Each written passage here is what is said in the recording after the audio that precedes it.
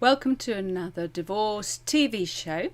Tonight we've got, depending where you're watching from, Scott Levin is going to be our expert interview. He is a peacemaker working in mediation and financial matters. We have a shared story from Una Archer, who's a parenting expert, and we'll finish with a lovely meditation healing from Kathryn Abel. But for now, we're going to shoot on with the news.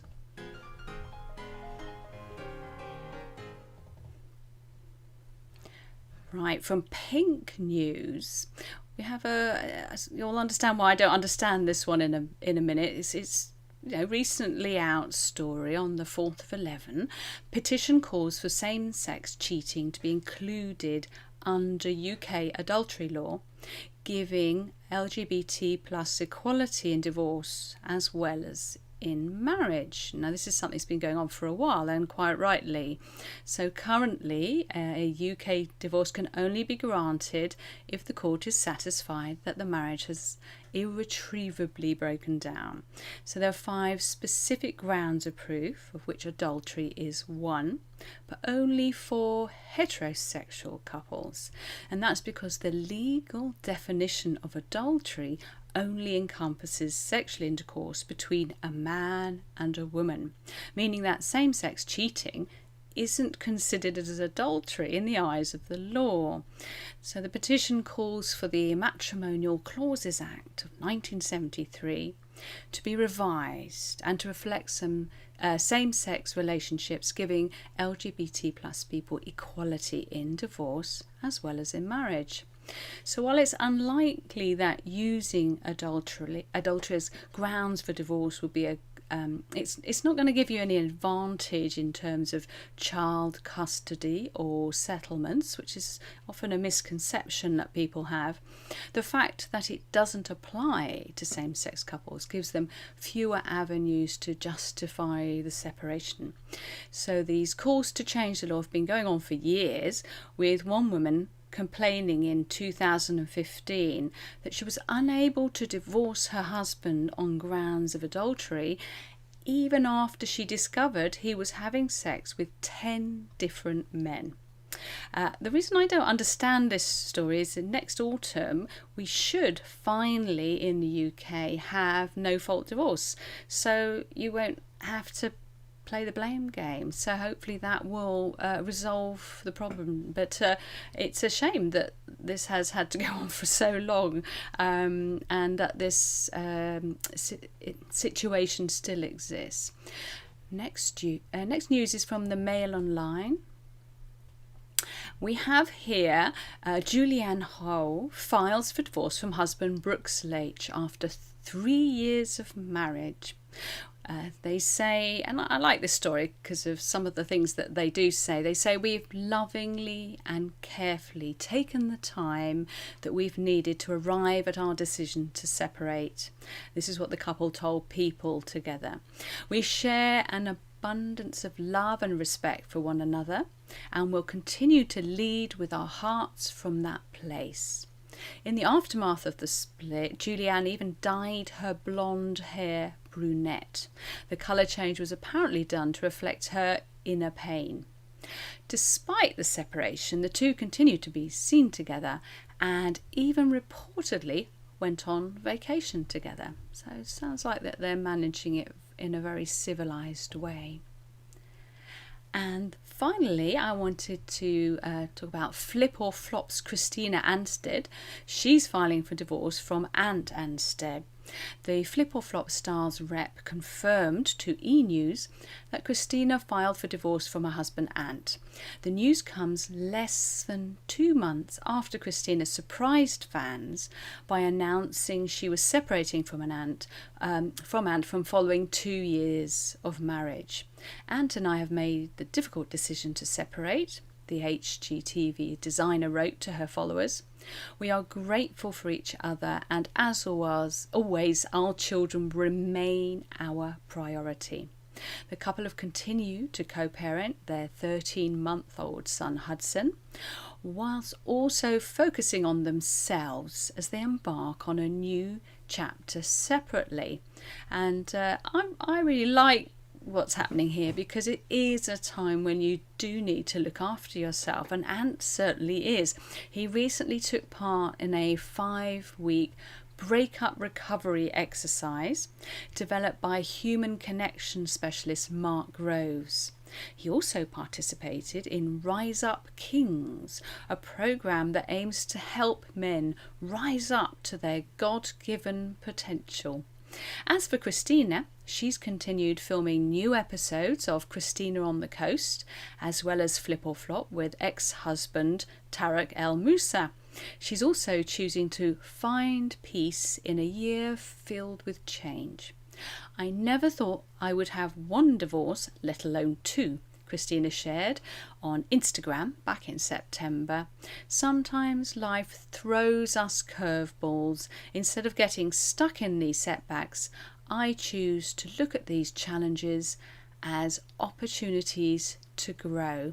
She said, I'm messy, I'm real, and I'm working on healing. Well, good luck to you on that one. So we're now going to have our expert interview.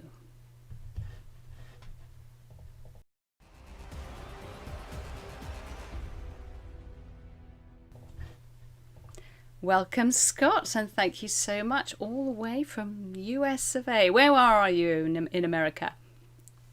San Diego, California. Lovely. And thank you for being here. And so the first thing I'm going to ask you is, I love the way that on your profile on LinkedIn it says that you are a family law peacekeeper. Can you tell us a little bit about what that actually means? Yeah, absolutely. I actually go by the moniker Chief Peacekeeper. I named myself that though, so it might not count. But essentially, back in 2012, I was a practicing litigator, a lawyer that goes to court and positions their client against the other party in a battle where one will win and one will lose. And in 2012, my father passed away, and shortly thereafter, the first of my three sons was born. And so oftentimes in grieving and elation, people make decisions and look at their lives in different ways and really think about what do they want for the rest of their years. And I made a choice that I was going to stand for something in my career. So I transitioned my legal practice entirely into mediation, and in particular, family law mediation, where ever since then, have basically been engaged by two parties, both husband, wife, or whatever gender it may be, going through a divorce, and they both agree to hire me and work with me as a team. And we're on one side of the court, and on the other are the problems of divorce. So we don't spend a lot of times fighting again with each other, or really, rehashing the past. What we're trying to do is figure out solutions to how do these two people go from where they are to where they want to be, which is in the future, and focus on their futures, protect their children by making responsible, adult, equitable decisions regarding their divorce. And so I help people through that process. It's a very rewarding career, and blessed to be able to show my kids that there's a way to be passionate about the work that you do to support your family and to also do good, for society in some small way. Brilliant, and certainly agreeing with that is Erica Ann England, who has been on the show a couple of times. She's just left a Oh comment yeah. on saying on Facebook, it counts because it's true, and it is. Being a peacekeeper is essential. Why do you think there's not so many family lawyers who, as I personally, I would say, see the light? It's hard to say. First of all, Erica is a phenomenal, great friend of mine and a phenomenal attorney and mediator and innovator. So shout out to Erica. It's hard to say. I think, a lot of us are inside of our own bubbles, and, we're living day by day, survive in advance, and it's hard to see through the trees. It's not an easy thing to do to shift the way that you earn a living overnight. So, I mean, I get calls, 5, 6 times a day probably from people looking to hire me as a litigator, and I, of course, have my staff, refer those out to friends that I know will do good for those people in their pursuit. But it's not an easy thing to do to say I'm going to turn away that money, and and try to be productive in a different way. So I probably that reason.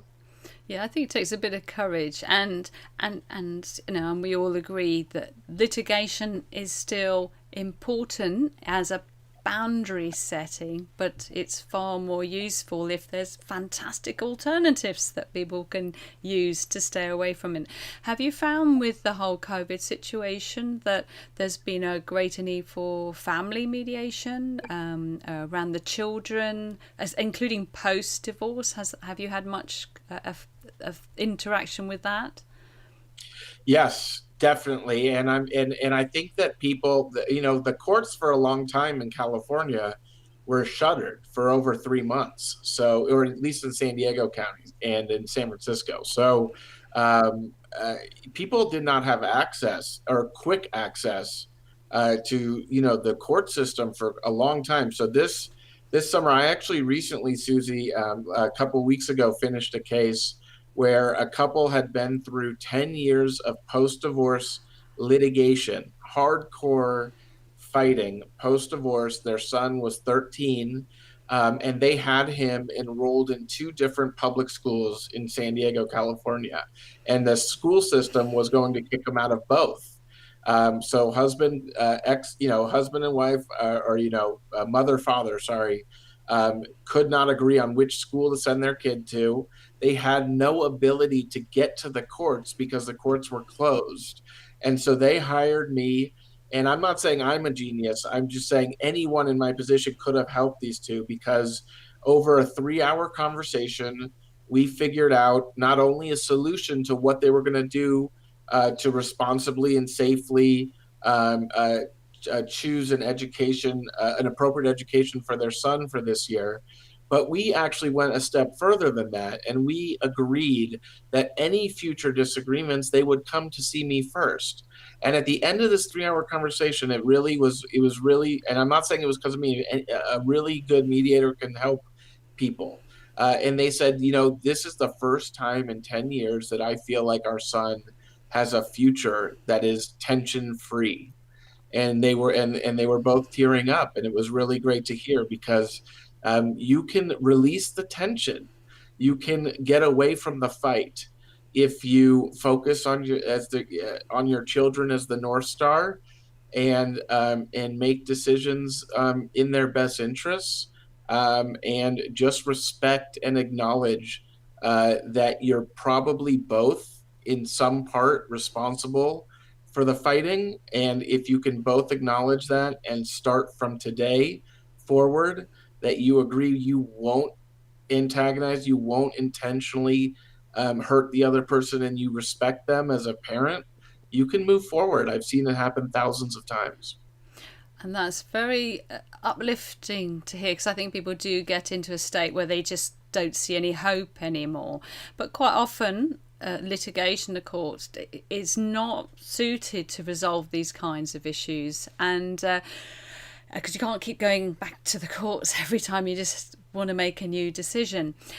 What do you think needs to be done to help people not have to wait 10 years to find out that there's a much better way for them to get what they want, which is ultimately to move everybody's life forward and not have a load of stress and expense unnecessarily? I think that there needs to be a full transition of the family law litigation system, needs to transition entirely into more peaceful alternatives, including collaborative practice and mediation. And I know that's hard to hear from my litigation friends. I often say, I'm happy to take you to lunch. I just wouldn't hire you. And the reason is, if you've been in an injury in an auto accident, or you have a business dispute, or, you have a contract dispute, these things do need lawyers. And often litigation is the system that can best and most appropriately handle those situations. But when it comes to families, litigation is just not the answer. It's been proven. Um, and like you said, eventually the lawyers do go away, and these two people are left. And in what situation are they left in? Are they able to communicate? Are they able to co-parent? Those are the goals of litigation. I mean, of a divorce process, is to leave people with as much money in their pockets, with their kids protected, happy, and healthy, and for these two people to at least to be able to communicate normally regarding the parenting. And litigation has been proven to it's very difficult to arrive at that objective through the litigation process. So I think we need a full transition. I think it's going in that direction. It's just been, a 25-year slow growth, and I'd like to see it really pick up. I'm trying over here in the UK to speed it up, and it's something I'd love to do in the States as well because it's just as relevant. And so I've been running divorce financial workshops, which are, sorry guys to tell you the truth, they're actually dispute resolution boot camps in disguise, but they do help people deal up front with lots of the issues around finance, co-parenting, but it makes sure that they are aware of all the choices like mediation, collaborative law, as you said, arbitration if you need that too, and I'm finding that law firms who have litigators are sponsoring them because they, like us, see that litigation has a role, but you don't want to use it unless you really need to. It should be a backstop. So I feel there is a shift in more evolved law firms really seeing that they can still make a living by helping people, but there's nicer ways to do it. What kind of what's a good way to finish would be, could you perhaps give us like 3 key pieces of good advice for people who are at the earliest stages of a divorce, maybe dubious about whether they could mediate or not because they're perhaps a little bit angry with each other? What would be the 3 sort of top tips that you would give them?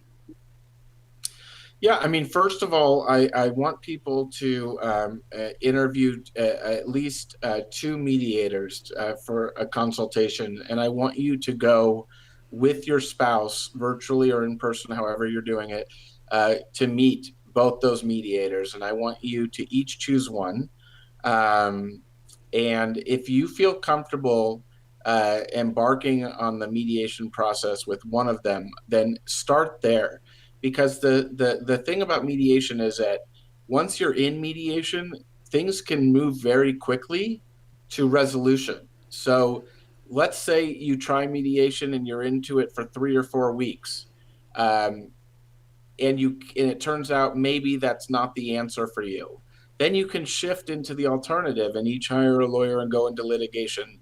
But if you start in litigation, if you make that choice to hire that lawyer to file the paperwork and to serve it on your spouse at their work, or in an embarrassing way, it's very difficult to stop that train from moving. So my best advice is to try to start in mediation. The worst case scenario, if you don't have a great mediator, then, or if you, whatever the circumstances are between you two, you can't make it happen successfully, you've only wasted a couple weeks. For 2, 3 weeks, you're going to know very quickly in mediation whether it's going to work or not. And in most of my cases, I'm only working with people for 2, 3, 4 weeks for a successful resolution. So in California right now, the average litigated divorce is taking over 2 years. Compare that to 3 or 4 weeks of working. Would you rather be stuck with that tension and the uncertainty and fear of not knowing how often your kids are going to see you, when they're going to be with you versus your spouse, how much money you're going to have, what's the support going to be? These are all unanswered questions for 2 years in a litigated divorce? Or do you want to start and say, hey, maybe 3 weeks from now we can have a signed agreement and have this whole thing wrapped up? So I think that's the best thing about mediation, is that it saves you that emotional the damage that emotional uncertainty has. And that's what people tell me all the time, is that they're so scared because they don't know what their position is going to be, and they can't look at their kids and tell them it's going to be okay, because they don't know until it's all wrapped up. So starting in mediation is really, the key first step. Brilliant. And thanks. Erica's saying, excellent tip to start mediation early. And she's thanking you for the wonderful work that you and I, thank you so much, Erica, do to raise the profile of cooperative divorce. We're all peacemakers valiantly working together. Awesome. That's great. You're incredible, Susie. Thank you so much, finally, for being on the show. We're definitely going to have you back again. Thank you, Scott. That's lovely. I love having these positive people with really good advice, which is life-changing for families. We're going to have a very short masterclass right now, and it's going to be on mediation. So I just very briefly, because we want to move on to our shared story, I just had a few things I wanted to say about mediation, because it is still surprising how many people get in a bit of a muddle about it.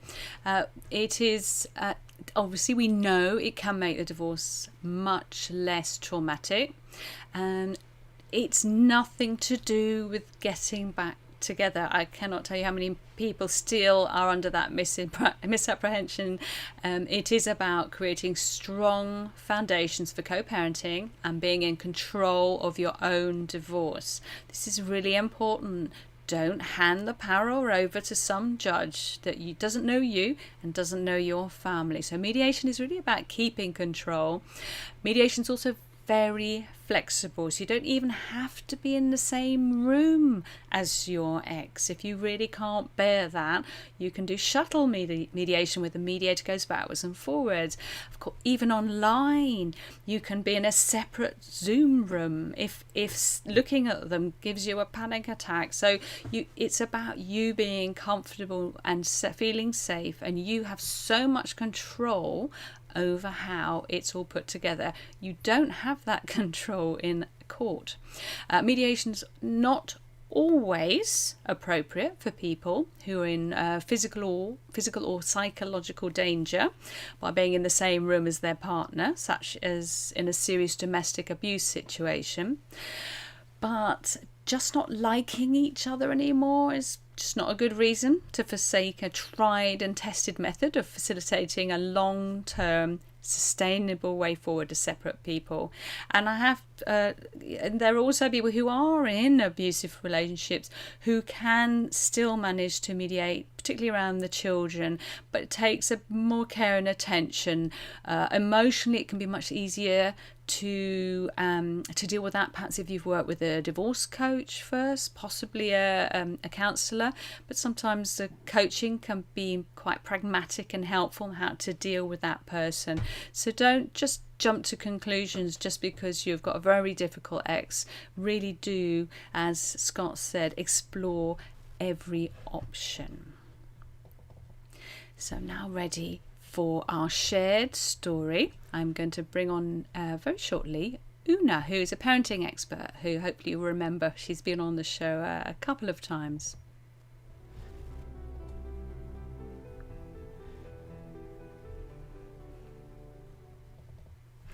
And welcome, Una. Now, have we got sound? I'm trying to click on it here, and it's supposed to be coming on. It says guest has muted themselves, so don't click any buttons. So I want to get you on. It says that again, and we do seem to be having a few issues. What I'm going to do is I'm going to move forwards and come back to you in a few minutes. Perhaps go out and come back in, and we'll see if we can get you back again in a minute. We seem to have lost you there. The wonders of technical hitches.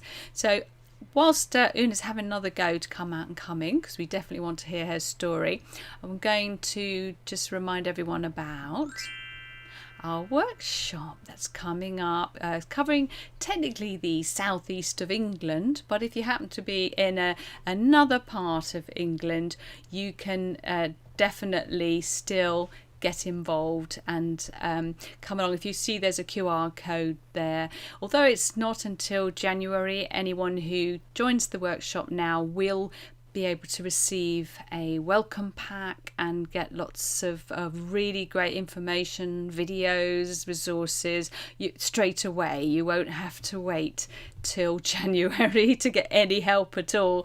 But the actual workshop will take place on there. We have limited numbers, so do make sure that you book in early. I'm going to have one more go to see. Can we hear you? Yes! Can you hear me? Bingo! Yes. We have Una. I'm so happy. Right, I'm not going to press any buttons. so we've got a few minutes, and you've very kindly, before you share your story, the story that you're going to share with us, just briefly, for those who don't already know you, just let them know what a parenting expert is and the kind of work that you do. Sure. So I am a Circle of Security parenting facilitator, and this parenting framework is based on decades of attachment research, and it's an easy to follow step-by-step process where it takes guesswork out for parents who want to nurture their relationships with their children, nurture their sense of security. Brilliant. And what's the story that you're going to share with us? So I'm going to share a story of a really tricky handover that could have gone terribly wrong, but through one of the parents knowing Circle of Security, they managed to navigate it with minimal damage. So first of all, I'd like to set the scene. So we have Jeff and Camilla. They separated 4 years ago, and they have a 6-year-old son, Kieran. And at the moment, Kieran sees Jeff every other weekend, and Jeff and Camilla live about an hour's drive away. So on Sunday, Camilla drives to Jeff's to pick up Kieran, and she's already on the edge because the relationship's quite tense. She doesn't really want to be there. She wants to just say hi, pick up her son, and go home. And when she gets to the door, deep breaths, what happens? Jeff opens the door, and she's really surprised because usually it's Kieran. He runs out, gives her a hug, and usually it's quite smooth. But this time, Jeff says, Kieran's really upset. He doesn't want to go, understandably, because it will be almost 2 weeks before he's going to see his dad again. He's been crying. He's upstairs. He just would not come down. So Camilla comes into Jeff's front room. She sits down. And so her upset gets even more intense. And in that moment, Jeff starts bringing up some stuff from the past, and he tries to have a conversation. He says, look, last time it happened, it was 6 months ago when X, Y, and Z happened. And then at that moment, Camilla just sees red. She feels trapped. All she wants to do is just to get up and go. So I'm going to pause here, and then we'll come and talk about the Circle of Security, and then we'll come back and see how that story ended. So in situations like that, it's so helpful to have a very clear framework of how to think about it and how to keep it simple. And Circle of Security helps parents do that. So can you see my little graphic here? So we have two, it's a summary of child's emotional needs, which are 3: to have a secure base and safe haven. And then once they feel connected with their secure base, they move in circles. And when they're feeling safe and secure, their interest in the world sparks up, and they have this emotional movement out, to go out, to explore, to connect. And as they're exploring, they're using what's in their cup, and their cup is getting quite empty. And once her cup is quite empty, then that emotional movement to go out changes into going back in for connection, for comfort, to help make the child sense of their experience. And we can go much, much deeper, of course, into how it all works. That's what I love about the circle. It's so we can relate to it straight away, but also there's so much depth to it. And so in that situation, Camilla just saw that she needs to be the secure base. What's happening for Kieran, his cup is super empty, he can't regulate, and all she needs to do is to be that safe presence, safe base, so that he feels safe to come back in, to connect with her. And having that clarity really helped her to tune all the other thoughts out. It would have been so easy for her to go, look, I've driven an hour already, I don't want to hit the traffic on the motorway, let's just do it quickly. Or why am I in these situations? Why do I have to deal with this? And I don't know, start blaming Jeff for not looking after him properly over the weekend. The list goes on and on and on. But just knowing her, knowing the circle, helped her to keep all of those thoughts out of her field and really think, what does Kira need from me right now? What do I need to do? How do I need to show up? And so in Circle of Security, we have this saying, as hands, always be bigger, stronger, wiser, and kind. And of course, for everyone, it looks different, it feels different. But that's what helped her through this situation. So practically, I'll describe how the rest of the handover went. Well, first of all, Camilla did not engage in any conversations with Jeff around what was happening beyond the immediate situation. She said, the situation 6 months ago, we can talk about it later. Right now, let's just deal with the handover. I'm really sorry he's upset, and I'll just wait for him here. And not a lot of discussion what they could do. And she focused, instead of trying to control what other people are doing or circumstances, she really focused on regulating her own emotions, because she knew she's like that close from blowing up. So she just got some paper and a pen from her bag and started drawing. And it really helped her to just stay in her own bubble and help her calm down. She taking deep breaths, coming back into her body and repeating to herself, bigger, stronger, wiser, and kind. I need to be bigger, stronger, wiser, and kind for Kieran. And about 15-20 minutes later, the atmosphere started calming down. And when Camilla was not engaging in this drama, it helped Jeff to calm down. And when he was feeling calm, he went upstairs and he spoke with Kieran. And then about 25 minutes later, Kieran came down and he saw that his mom was okay. She was sitting there, she was reasonably calm. And then he came, he sat on her lap, they had a cuddle, and they left about 40 minutes later. That's beautiful. And it's so challenging to do that as a parent in that situation. You need all the best possible tools, but that mantra is very beautiful, and it's so powerful to hear positive stories about how this kind of intervention, if you like, works, and how you can learn to do this, because we don't all have these skills naturally. I certainly don't. So thank you so much, Una, for sharing, and I look forward to having you back soon with some more of wonderful stories. And well done for that's beating the tech and making sure that we the show did go on. Speak to you soon. Yes, thank you for persevering, Susie. Speak soon. Bye bye. And we can be now prepared and ready for a healing. So I hope you're sitting really comfortably. And I'm going to introduce to you Kathryn.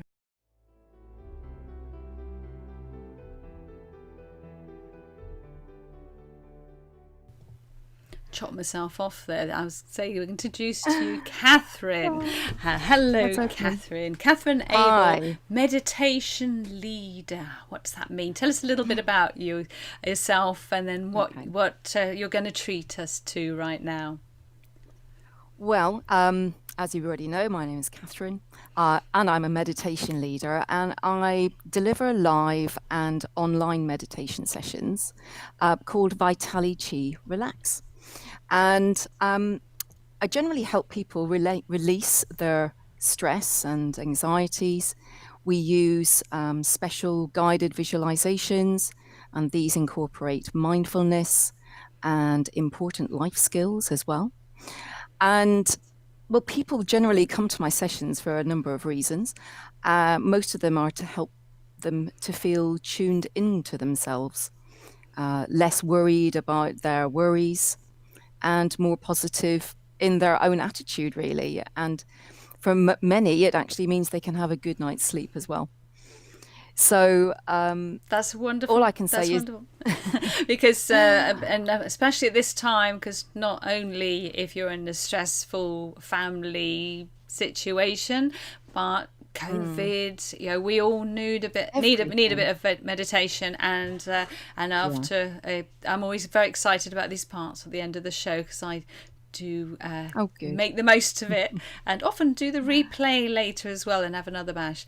So I'm going to move this forward so we just give you our full attention, and there'll be a little bit of gentle background music. Lovely. Thank you, Susie. So everybody, this time is just for you.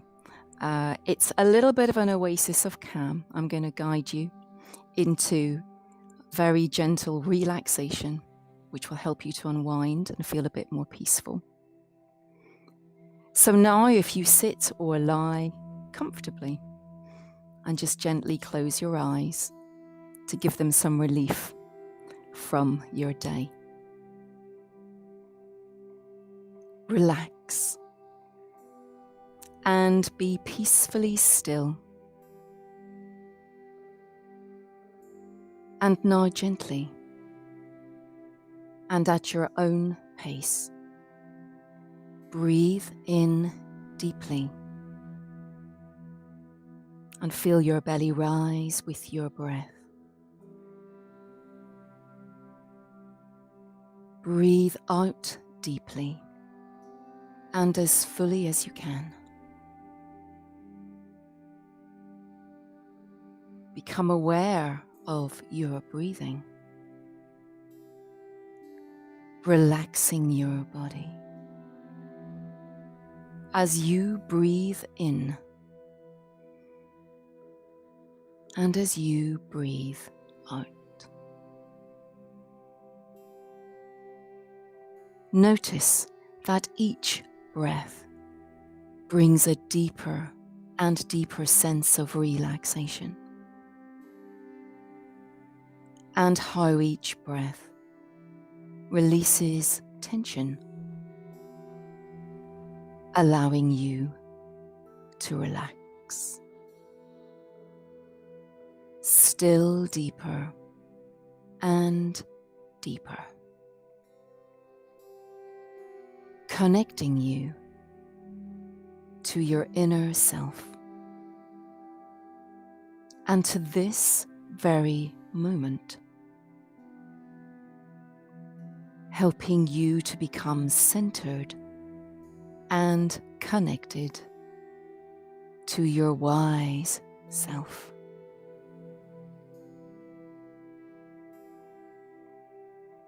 As you breathe in, you feel more and more relaxed. And as you breathe out, you sense a deeper and deeper connection to nature. And as you continue to follow your breath,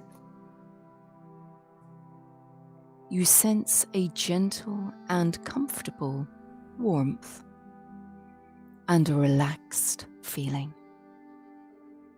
moving through your body. It starts at your head and then travels deeply behind your eyes, and then to your nose and cheeks, and then to your jaw. You feel calm and relaxed. And this relaxed feeling now extends to your shoulders, arms, wrists, hands, and fingers. Now become aware of relaxation continuing to flow through your body.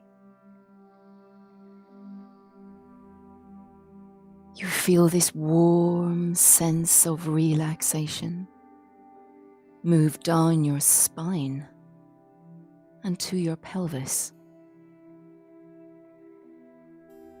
And you sense this feeling now moving through your hips, thighs, legs, and knees, and then flowing to your ankles and toes.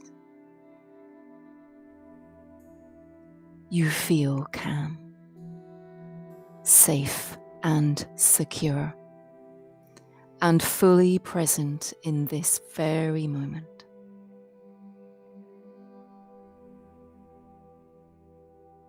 And as you relax deeper and deeper, you notice that your senses are heightened, and yet at the same time you are deeply relaxed,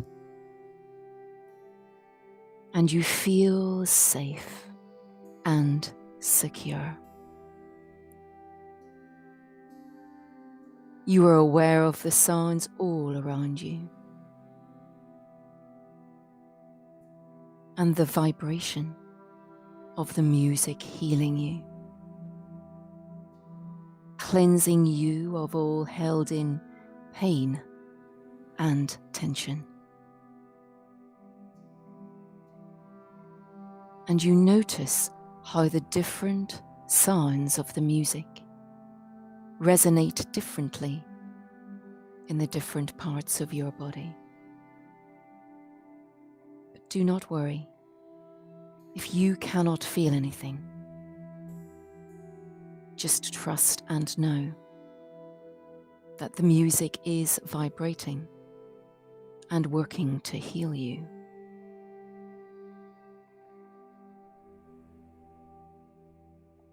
And as you continue to sense this connection to nature, become aware of your body and it's filling itself with the most beautiful bright red light. And the light travels up from your toes and goes all the way up to your crown, filling every cell with a powerful and healing bright red light that is energizing and regenerating to your entire being, helping to lift your vibration and your energy, and helping you to feel lighter and lighter, whilst you become nourished by the bright red glow.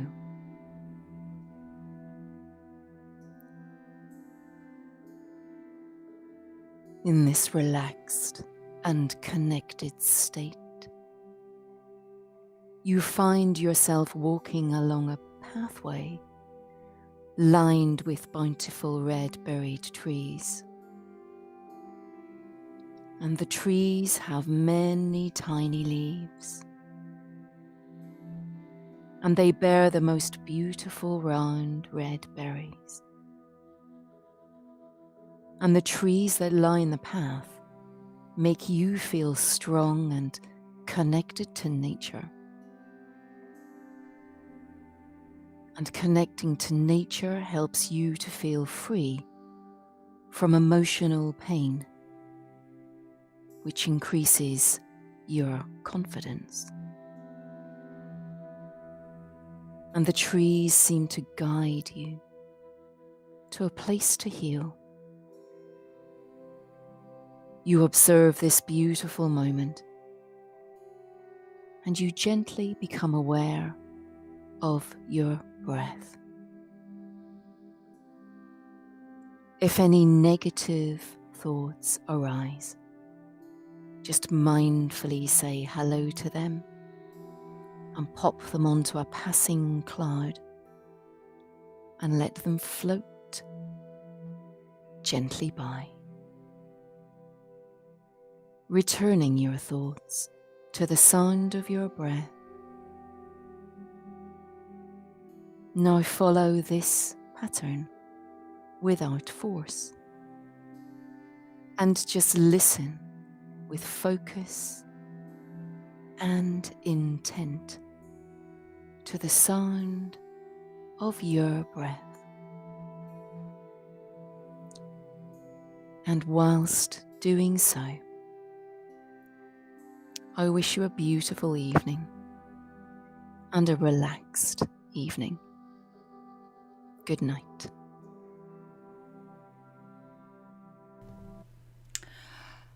I don't know about you, but I nearly drifted off completely then.